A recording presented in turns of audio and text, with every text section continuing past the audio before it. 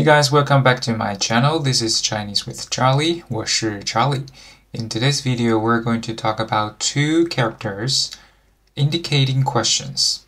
The first one is 谁, meaning who. The second one is 哪, meaning which. Now let's have a look at 谁 first. Okay, before we talk about these two question-related characters, let's talk about questions in Chinese. In Chinese, when we form a question sentence, we don't have to change the order of the sentence. What we need to do is just to replace the missing information with the character referring to the question. For example, let's say he is Tom, and in English, if you want to ask about who he is, we would say, who is he? So it's like we have to put who at the beginning of the sentence, but in Chinese, we don't do that. Since we don't know about his name, so his name is the missing information. We just use who to replace this missing information. So literally, in Chinese, we would say, he is who. In another situation, the same sentence, he is Tom, and we don't know who is Tom. So in this case, we replace he as a missing information as who. So in Chinese, we would also say who is Tom. But remember, here in Chinese, we put who at the beginning of the sentence, not because we're having a question. That's why we move the question at the beginning of the sentence. We have this who at the beginning of the question because the missing information is the subject. That's why we put this who at the beginning of the sentence. So that is the rule. So how to say who is Tom? We would say 谁是 Tom? 谁是 Tom? If we want to say who is he? 他是谁? 他是谁? Alright? Who are you? 你是谁? 你是谁? Who is the teacher? 谁是老师?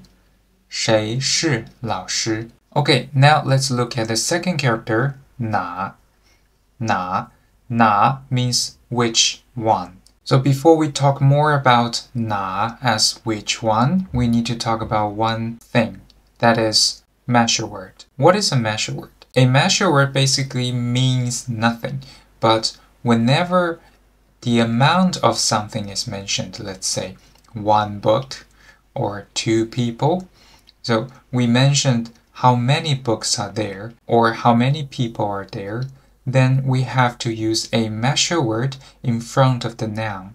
And of course, most of situations we use the measure word 个. But we do have many different measure words for different things.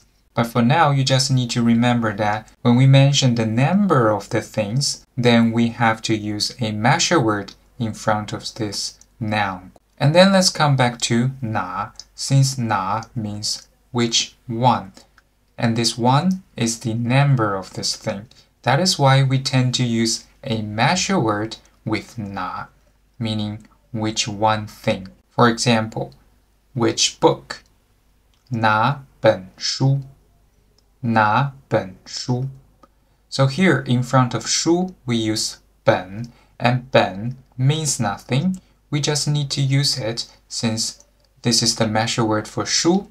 And why do we need to use the measure word? Since 哪 means which one. So 1 is the number of the book. That is why we have to use measure word 本 in front of book. Let's have a look at another example. Which person? 哪个人? 哪个人? So here in front of 人 we have measure word 个. Why do we use 个? Why do we need a measure word?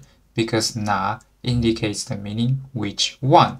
Since one is mentioned, we need to use a measure word. And there are some special cases. For example, we also have the expression, where does this person come from? And usually we ask, 哪国人? 哪国人? For example, where does he come from? 他是哪国人? 他是哪国人?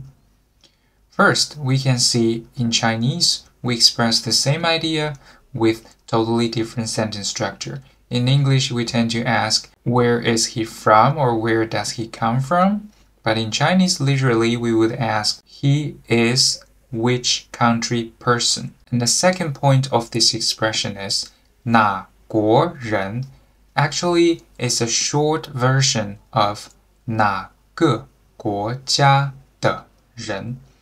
哪个国家的人. So you can see here in front of 国家, we still use 个, the measure word for the country, just like I mentioned before. So don't be confused by this expression 哪国人 after listening to me, because I said we have to use a measure word, but in 哪国人 there is no measure word. Actually, there is a measure word, but most of the time we wouldn't use the full version of this expression 哪个国家的人. We just ask 哪国人. So the rule still works here, but we don't see any measure word in 哪国人 just because we use a short version of this question. Get it? Okay, I have a takeaway for you today. Please translate these sentences and leave your answers under the video. If you like this video, please subscribe to my channel, give me a like button, and share this video with someone who is also learning Chinese. See you next time. Bye bye.